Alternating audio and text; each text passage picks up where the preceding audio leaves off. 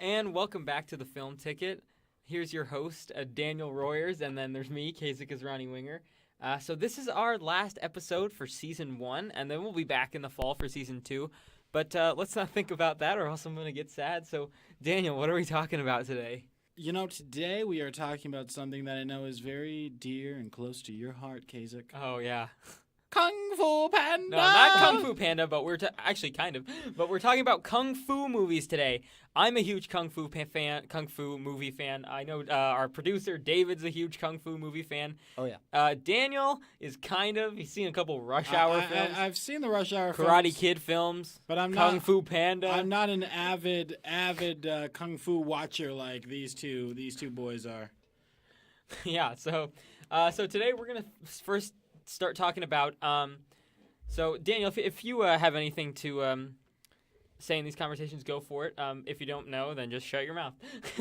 Wow, I'm just kidding. That was the nicest thing anybody has ever said to me all day. I'm just kidding. So first we're going to start out talking about Bruce Lee movies. So I'm a huge Bruce Lee fan. I'm obsessed with Bruce Lee. I have the shoes that he wears in Game of Death. I love Chinese Connection. I love Enter the Dragon. I love Way of the Dragon. I love Bruce Lee so much. So yeah, I think all of us here can attest to the fact that Bruce Lee really did great things for the Kung Fu movie, really paved way for Jackie Chan in the future in his movies. It was a new style. Nobody had seen anybody move so fast on film. Yeah, they were just great movies, and I think we can all say that we're pretty upset that Bruce Lee died at such a young age. Oh yeah, even though I'm not an avid Bruce Lee watcher, it's still really sad we lost such an icon so early. Right, yeah, and he was what, like 33? He was 33. His son died really early too. But I'm just upset that Jackie Chan got this a few years ago at the Academy Awards, which I was happy about. He got the Lifetime Achievement Award, for giving so much to film, and I just really wish they would posthumously give that. You know what I'm saying? Honorably. Posthumously. Post-mortem. Yeah, I wish they would give him one too, because wow, what he did for film in China and in the United States and all over the world was just amazing. I know, especially because he was such a small dude. Right. He wasn't huge. He was 5'7". He looked like he'd never eaten a piece of food in his life. He just looked so skinny until he took his shirt off, and then he was Right, and and for all those people that are always saying stuff like, making those funny Chuck Norris jokes. Bruce Lee in I think Way of the Dragon beats the crap out of Chuck Norris. Yeah, I was about to say they fought in the movie. Yeah, they fought in multiple movies too, where Chuck Norris was just an extra, and Jackie Chan was an extra in his films too, and Robert Wall and David Carradine, all these big kung fu names were in his movies. They were the ones that started in his movies, and so they got their start from that. So now we're gonna move on from Bruce Lee. And now we're going to talk a little bit about who I just mentioned, Jackie Chan. Daniel, what's your favorite Jackie Chan movie? If you say The Spy Next Door, I'm going to kill you. The Spy Next Door. Oh, man. See, I have always been a huge fan of Jackie Chan.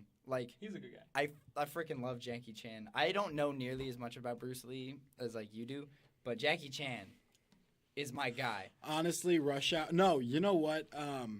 Around the World in 80 Days. Is Jackie Chan in that? Jackie Chan is in that. Honestly, growing up, I used to watch that film because I thought it was so freaking awesome. Just because he's the servant, quote unquote, to he is to an inventor. So he steals something and then he's just oh, I'm your new servant or whatever, and then they just travel the world together. And the movie was so funny and so weird, but yet Jackie Chan just showed how athletic he was in every way. And today, that's still my favorite movie. I watched it the other night, and I was just the feels from childhood. So that is my favorite. That's right behind Rush Hour, though. Those are the Rush Hour series, I should say.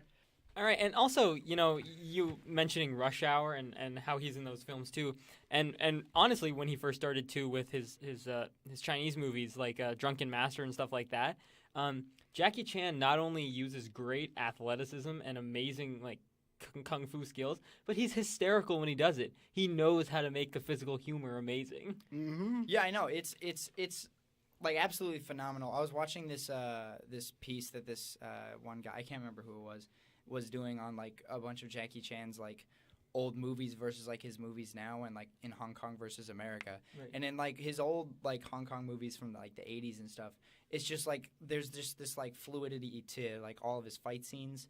And like like you said, like the comedy is there, like the physical comedy is just works so well. And in America, like it's just not there because like people have budgets. But in Hong Kong, he gets as much money as he wants, so he will do like a take 1,000 times if he wants to. Whereas in like America, they'll just like cut it halfway through. I think there's also something about just like, okay, you watch a lot of fight scenes. Like, okay, I'm gonna compare just his fighting style to, let's go, Keanu Reeves. From Matrix. John Wick. No, from John Wick. I'm gonna go Oh, John Wick. I'm gonna go John Wick because I feel like Jackie Chan. I love Keanu Reeves and I love Jackie Chan. Love Keanu Reeves. Have you I do. I think Keanu I Reeves is like great, man. Keanu Reeves too, but like he's really dry sometimes. He's super. he dry. is super dry. But I'm like, okay, I'm not gonna looking at their acting by any means. I'm just looking at the overall fight Right, scenes. okay. It might not help because Jackie Chan was more of a comedic fighter, and Right. Keanu is very more of a dramatic.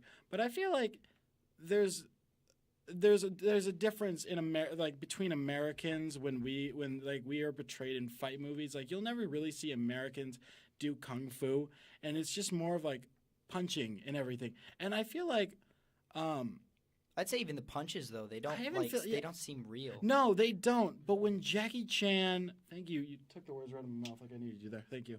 I feel like when Jackie Chan and even Bruce Lee, when they started, I feel like there will be more people that come over and be like, oh, I'm gonna do kung fu movies and it'll be fine. But I feel like there was just something about kung fu movies that the fight scenes seemed real. Right. You know what I'm saying? And I feel like that'll never ever be able to be an American fight scene because our punches just look so fake. Yeah, even though the style was really weird of like the fighting, like Right. it looked more realistic than Sylvester Stallone punching someone like in the nose. Rocky or whatever. Yeah, and like all those Rocky films, like, you know, we know it's not real. I mean, like Right. yeah, it's a movie, but even just watching it, it's like, you know, you watch a boxing match and it's like it just between Rocky and a real boxing match, Rocky just seems fake, but like when you watch kung fu from Jackie Chan, Right. it just looks real. Interestingly, though, you know, and especially I think in Americanized action movies like that, when there are a lot of fight scenes, and they're showing that stuff, they're just going quick cut, quick cut, quick cut, and so you can't really stop and watch the action like you could in those other movies. Like they give you a long shot, and they'd hold it for a couple seconds. They wouldn't be doing millisecond. They wouldn't Yeah, be there's doing no like super fast close up Right. cut to his fist or whatever. Yeah, exactly. And honestly, a Keanu Reeves movie that I think does that well is actually The Matrix. Because remember in The Matrix That's when they true. fight in the dojo, Yeah. we get that wide shot, we watch them fight for a bit, and then we kind of cut to close-ups throughout. And That's so it's true. not quick. Well, But yeah, I see what you mean by do you think there's something to be said about the camera work in these films that is almost like you can take an American fight scene with the camera styles of a kung fu movie, and do you think it'll almost have that same realistic techniques Probably that these not. kung fu Yeah, movies probably have? not. Yeah, I or don't do you know. think there's just something about kung fu? Do you think there's something about how these gentlemen, you know, Bruce Lee and Jackie Chan, how they did it that made it look realistic? I mean, do you think it's just the fighting styles, or do you think it's the camera work? So I think the fighting styles have a big thing to do with it.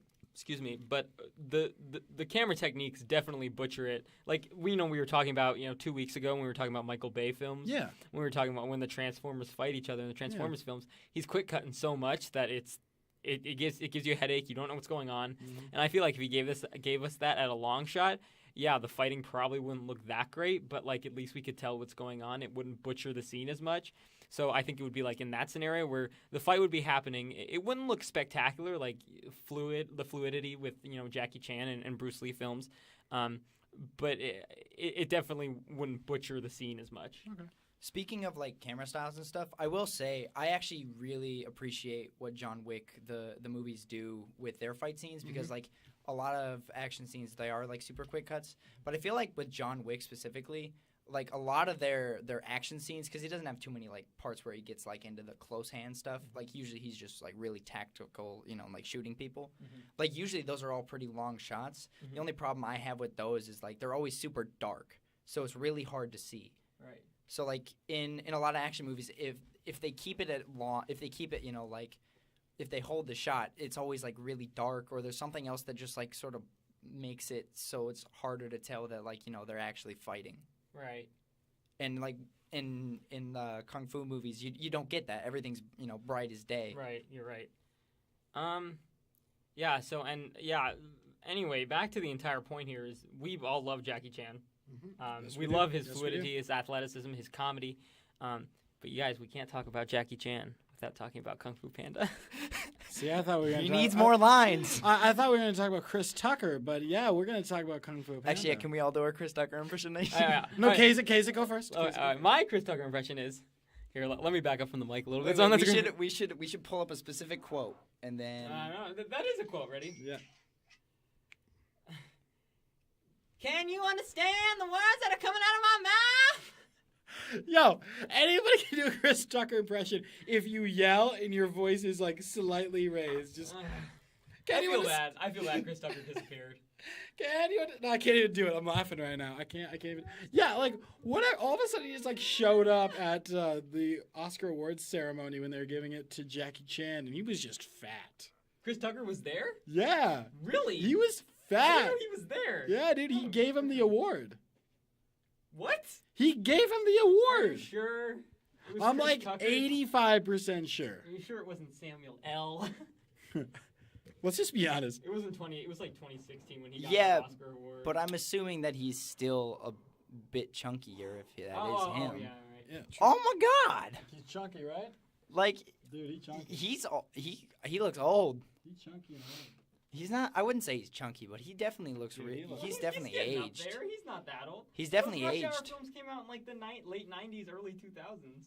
Say Rush Hour came out in 99? 99, Oh, okay. March 2nd.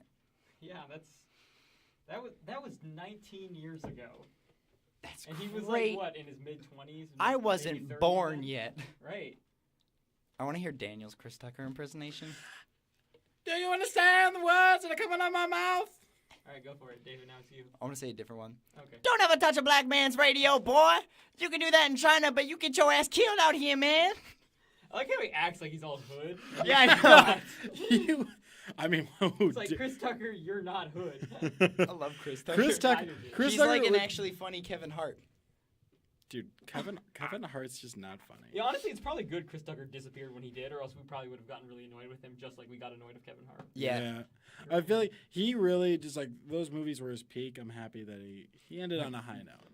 Yeah, I think he's financially stable. Oh, I'm sure. Anyway, all right, so yeah, that's it for talking about Jackie Chan here.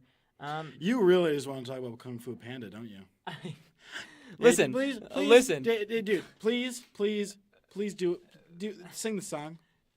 Kung Fu Panda. Ring, ring, ring, ring. I don't. Legends of Awesomeness. Sweet. I had to finish it.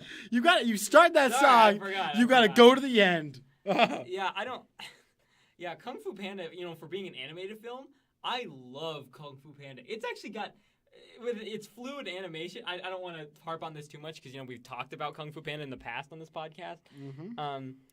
But the fluidity and awesomeness and just how great it looks with the animation in Kung Fu Panda when they're like fighting on the bridge with Tai Lung, that is a sweet ass action scene. Excuse my language. That is a great action scene for Kung Fu, even if it's not real people, even if it's the animators. But the animators when they're making those fight scenes, they have to know the choreography of how the real fight would be. And so I think they do a great job of that. No, I really do think they did. I mean, like, it does help that it's an animated film, but I mean, like, overall, I mean, it looked realistic. It looked like any Jackie Chan fight scene you'll ever see.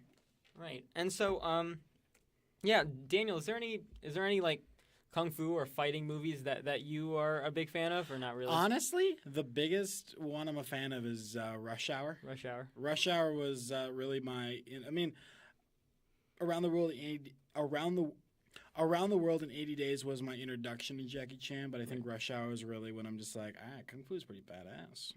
One of my favorite kung fu movies is and you know it's not all about kung fu. You know, there's a lot of sword fighting and stuff, but I love the Kill Bill Tarantino films.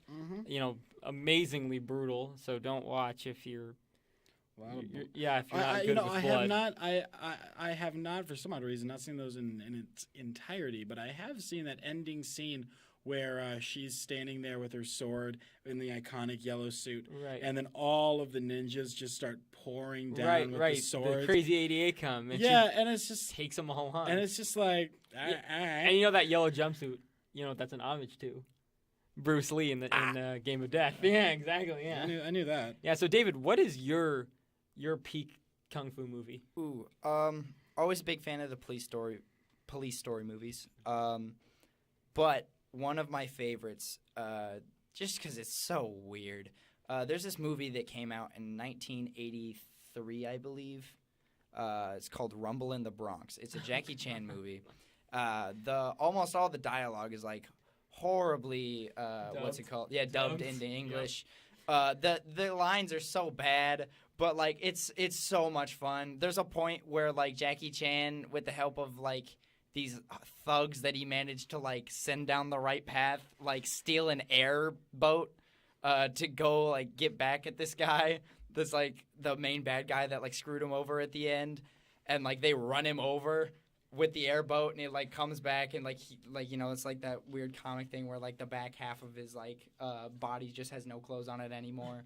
It's so funny.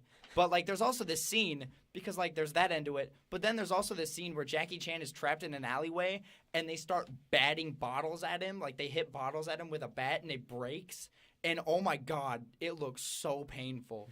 It looks horrifying. Like The Walking Dead ain't got on that. Like it was awful. I winced. It was so bad. Good censoring there. Cheers. Yeah. Good Thank censoring. you. Yeah, so I mean, does anybody have anything else to say about kung fu movies? So yeah, you know, there's a lot of other kung fu movies out there. There's the IP Man. You know, Jet Li is also a big karate guy. I completely forgot about Jet Li. Jet Li's a badass. There's some Tony Jaa karate stuff from like the 80s and 90s when he collaborated with Jackie Chan. I feel like Jet Li wasn't used as well as like he should be and could be used right now. Like I don't know if it's just me not being like familiar with his work, but like other than Ip Man, I've only ever seen him like The Expendables. He was actually also in I think he was in which was a big karate movie which I forgot about, was Crouching Tiger, Hidden Dragon. That I have heard about. That was a huge Ang Lee film, nominated for a ton of Oscars. I can't remember if Jet Li was in that. He may have been. I can't remember. Let me look it up. What's it called? Crouching Tiger, Hidden Dragon. When did it come out? Like 2005. Crouching. I don't think he was. Oh fuck. Crouching Tiger, Hidden Dragon. No. Oh, was Chow Yun-Fat was in that movie? Who's that? He's a karate guy. I figured. Yeah. He's Asian. But yeah, no. Jet Li was not in that movie. I thought he was. Jet Li, it seems like he's been in a lot of just like... Jet Li wasn't he in Rogue One? He was in the Forbidden Kingdom. No, that wasn't him. He was in the Forbidden Kingdom I don't think so. with Jackie Chan. I know that one. Oh, that's the one I was thinking of. Yeah, I was thinking of Forbidden Kingdom. And he was in The Expendables, and he was the Ip Man. Yeah. But like... You the Ip Man. There's not... You the shit man. Oh my god, he was the bad guy in The Mummy, Tomb of the Dragon Emperor. That's stupid. Say that again. He was the bad guy in The Mummy, Tomb of the Dragon Emperor. Wow. The Mummy movies are terrible. They're terrible. They're literally the worst. I like The Rock though. I've got like huge nostalgia goggles for the Mummy franchise though, because I love Brendan Fraser. Brendan Fraser is whack. Yo, dude. He's ridiculous. Remember when he did the Looney Tunes movie? Looney Tunes Yes. back in action? Yeah. Yes, dude. Okay, anyway, now we're kind of getting off topic, but yeah. We digress. So, any other lasting thoughts about Kung Fu movies? No, I got nothing. I just think Kung Fu movies, you know, are great, and I think, you know, they're woefully underrated for what they are. There's not a lot of critical praise overall for Kung Fu movies, and not saying like, you know, they're bad or the critics thought they were bad. It's just like people forget about him. Yeah. True. The choreographers deserve Oscars. Right. Even though I hate the Oscars, I've decided. Yeah. All right. So yeah, that concludes our final episode. Daniel, I'm sorry you couldn't get much into. You know today. what? I didn't prep as much as I should. We figured out this topic like 2 seconds before we hit record. But So yeah. no, ladies and gentlemen, this will end season 1 because we, have finals coming up. We're all very busy, and we have summer, and we will all be separated during the summer, doing our own little things. And we I'll wanted be to at get. camp. And Gazik, do you want to tell us about David O'Shields? Yeah, so we tried and tried, and this is no one's fault. No. We tried and tried, but to get him here, but the times he would be free, we wouldn't be free. The times we were doing it, he wouldn't be able to come and be a part of it. So yeah, we're not going to get David O'Shields into the studio this time, but we're definitely going to get him in the future. So yeah, we apologize for that, but yeah, just schedules weren't lining up, so that's how it was. So we will do our best. We might give a little surprise episodes here and there over the summer whenever one of us or two of us are together. Get a little surprise episode to everybody. But You guys want to come visit me in the woods? No. Because that's where I'll be. that changed the word rapey. Yeah, no. So thank you, everyone, for tuning in for our first season. So this is the end of the first season. We will be back, though, in August with the start of the second season of the Film Ticket. Please do not forget about us. We'll post randomly on Facebook, so you will remember us, or else you'll see a random post and be like, continue scrolling. Before we end, Daniel and I, when we first started this, we were just kind of screwing around in the audio room, messing around with stuff. But yeah, we really got to thank, our producer, David over here, for really coming in and helping us through. We were just like, hey, you want to do this podcast with us? And he didn't even ask questions. He was all on board with it. And then we got to thank our social media manager, Becca, for, posting everything for us when we're too tired to do anything else. And So wait, you're telling me this is a podcast? yep. I thought we were just doing this on Monday nights for fun. I just like talking in front of a microphone. I just and like grabbing a Googling mic. things. This is what I do all the day. I just carry around a microphone and talk into it. So big special thank you and shout out to those guys. Thanks to Daniel for being here, being the co-host, and Thanks to you, Kasich, oh, thank you. Yeah. for being the Bruce Lee of my heart. Yeah, what was our original idea when I came to Kasich with a podcast? It was a political humor thing. Right. And It really didn't fly. and then we were It was both just crap. like, we were sitting around one day, yeah, it was a bad idea, and then we were just sitting around and we had taken a creative writing class and we did movie reviews and we decided to do a little movie podcast. Right. So Yeah. So that's how this whole thing started. yeah. So thank you so much for tuning in, and we'll see you next season. Have a good life, I guess. A glorious day. a glorious few months, a glorious Indeed. summer. Indeed. Say bye, David. Bye. Bye-bye.